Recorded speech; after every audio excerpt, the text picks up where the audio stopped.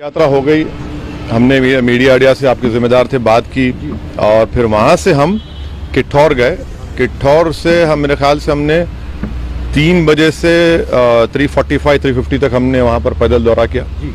फिर हमारे नुमान रोफिल साहब के घर में हम गए। वहाँ पर थोड़ा बहुत लंच का चाय का इंतज़ाम था, करके नमाज पढ़े और वहाँ से दिल्ली आने के लिए जब हम इस पिलखुआ के पास जो टोल गेट है वहाँ पर हम पहुँचे, हमारे साथ 4 गाड़ियाँ थी। हमारी गाड़ी के सामने हाजी साहब की टाटा सफारी थी जो पीछे आपके, और हमारी गाड़ी के पीछे और 2 फॉर्च्यूनर थे। तो जैसा हम टोल गेट के करीब गाड़ी स्लो हो जाती है, बैरिकेड होता है, तो एक बड़ी धाम से आवाज़ आई। तो हम बोले क्या हुआ? फिर दूसरी आवाज़ आई। तो हमारे साथ जो गाड़ी में हमारे दोस्त गाड़ी चला रहे थे यामीन खान, बोले भाई हमला हो रहा, हमला हो रहा। तो हमारी गाड़ी से उन्होंने बड़ी क्विक थिंकिंग से इस गाड़ी को पुश किया, ये सफारी को, और वहां से निकले। फिर और एक आवाज आई, जब निकल रहे थे एक और आवाज आई। तो मेरे ख्याल से 3 से 4 राउंड की फायरिंग हुई। हमारी गाड़ी के लेफ्ट साइड के ऊपर 2 होल्स के निशान है, एक गोली शायद, और एक निशान है लेफ्ट साइड मडगार्ड के ऊपर।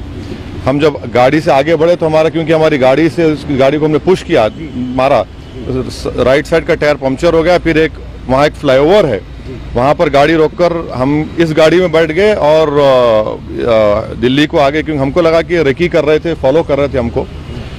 हमारे जब ये हमला हो रहा था, हमारे पीछे जो फॉर्च्यूनर थी जिसमें हमारे एक्स मेयर माजिद थे, उसके ड्राइवर ने एक शूटर पर गाड़ी चलाई, चढ़ा दी एक पर। जो रेड हुडी पहना था, 2 लोग थे, रेड हुडी पहना था, एक व्हाइट जैकेट। तो जो रेड हुडी पहना हुआ था उसके ऊपर गाड़ी चलाई, उसके पैर पर चलाई, वो गिरा। तो जो व्हाइट जैकेट पहना था वो उल्टा उन 2 फॉर्च्यूनर पे गोली चलाया। तो अब हमारी थोड़ी देर पहले एडिशनल एसपी वहाँ से जो है जिम्मेदार, उनसे बात की। उन्होंने कहा कि हाँ सर, आर्म्स जो इस्तेमाल है वो भी मिला, हथियार भी मिला, और एक शूटर पकड़ा भी गया। तो हमारी इलेक्शन कमीशन ऑफ इंडिया से ये गुजारिश है कि इसकी इंडिपेंडेंट जांच करवाई जाए, और ये कौन है लोग, किसका दिमाग है इसके पीछे, और आखिर क्यों ये हमला हुआ, किसने ये कॉन्स्पिरेसी की, ये जानना बेहद ज़रूरी है। और सुनिए, और हम स्टेट गवर्नमेंट और मोदी गवर्नमेंट दोनों से ये कह रहे हैं कि ये इनकी जिम्मेदारी है कि वो इंडिपेंडेंट जांच करवाएं, और इसके पीछे दिमाग किसका है। आखिर ऐसे कैसे हो सकता है कि टोल गेट के ऊपर ये लोग 4-4 राउंड फायरिंग एक सिटिंग एमपी के ऊपर करते हैं। हम तो अल्हम्दुलिल्लाह कुछ नहीं हुआ, हमको खैरियत से हैं, मगर अल्लाह बचाना जब चाहता है तो कोई कुछ नहीं कर सकता। मगर आज ये हुआ है। अभी देखिए, हम तो क्या उम्मीद करते हैं कि आपको क्या लगता है कौन हो सकते हैं आखिर? नहीं, मुझे देखिए हमको कई बार लोग धमकी देते हैं, कई बार बहुत सी बातें करते हैं। प्रयागराज में जो धर्म संसद हुआ वहाँ पर भी हम पर काफ़ी गालियाँ दी गई, और फिर आपके हमारे घर पर अभी हम कई मरतबा हमला हुआ। तो अब ये सरकार का काम है कि इंडिपेंडेंट जांच करवाएं और इसका सही तरीके इनको पकड़ा जाए।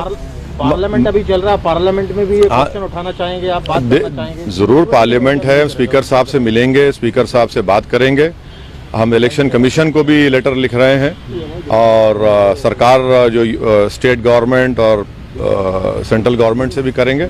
मगर अल्हम्दुलिल्लाह अल्लाह करम है, खैरियत से। ये ना सिर्फ कंडेमनेबल है, बल्कि तो सबको सोचना पड़ेगा कि आखिर ये कौन लोग हैं जो इतनी हिम्मत करके गोली भी चला रहे हैं और ये सब हरकतें कर रहे हैं। सर, इलेक्शन से ठीक पहले हाँ, अब नहीं मालूम मुझे। अगर ये लोग, ये मारने वाले अगर ये समझ रहे हैं कि हम पीछे हट जाएंगे, हम डर जाएंगे, हम शुरू दिन से कह रहे हैं कि जब तक हमको अल्लाह जिंदा रखेगा हम जिंदा रहेंगे, जिस दिन हमारा वक्त आएगा हम चले जाएंगे। मगर इस तरह के बुज़दिली की हरकतों से, इस तरह से गोली चलाने से हमारे ना हौसले और हिम्मत में कमी आएगी, बल्कि इंशाल्लाह और हौसले हिम्मत बढ़ेगी। और हमारा मानना है कि जब अल्लाह बचाना चाहता है, मगर ये कौन ताकतें हैं और कैसे उत्तर प्रदेश में ये इस तरह की हरकत हो रही है, ये तो जनता को भी देखना है।